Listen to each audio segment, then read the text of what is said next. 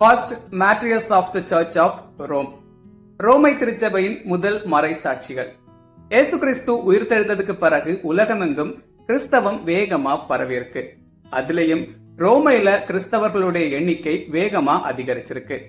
இது ரோமையை ஆண்டு வந்த மன்னர்களுக்கு பிடிக்கவே இல்லை. இந்த காலகட்டத்துல ரோமை நகரம் தீப்பற்றி எரிஞ்சிருக்கு. இதை பார்த்த மக்கள் நீரோ மன்னன் தன்னுடைய அரண்மனையை விரிவுபடுத்த வேண்டுமென்றே ரோமை நகருக்கு தீ வைத்து விட்டு நாடகமாடுவதா பேசியிருக்காங்க. இதை கேள்விப்பட்ட நீரோ மன்னன் இந்த அவப்பெயரை நீக்க முடிவு செஞ்சிருக்காரு. இந்த தீ விபத்துக்கு காரணம் கிறிஸ்தவர்கள் தான் அப்படின்னு கிறிஸ்தவர்கள் மேல பழியை தூக்கி போட்டிருக்காரு.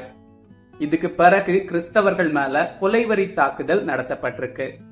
பல குருக்கள், ஆயர்கள், திருத்தந்தையர்கள் வரைக்கும் கொல்லப்பட்டிருக்காங்க. ஏராளமான மக்கள் கொடிய விலங்குகளுக்கு முன்னால தூக்கி வீசப்பட்டு விலங்குகளுக்கு இரையாக்கப்பட்டிருக்காங்க. எல்லா இடங்கள்லயும் மரண ஓலங்கள் கேட்டிருக்கு. ரோமை நகருடைய இந்த மோசமான நிலையை பார்த்து நீரோ மன்னனிடம் சொல்லாமலேயே செனட் கூட்டப்பட்டு நீரோ மன்னனுக்கு மரண தண்டனை விதிக்கப்பட்டிருக்கு. இதை கேள்விப்பட்ட நீரோ மன்னன் தற்கொலை செஞ்சிருக்கான்.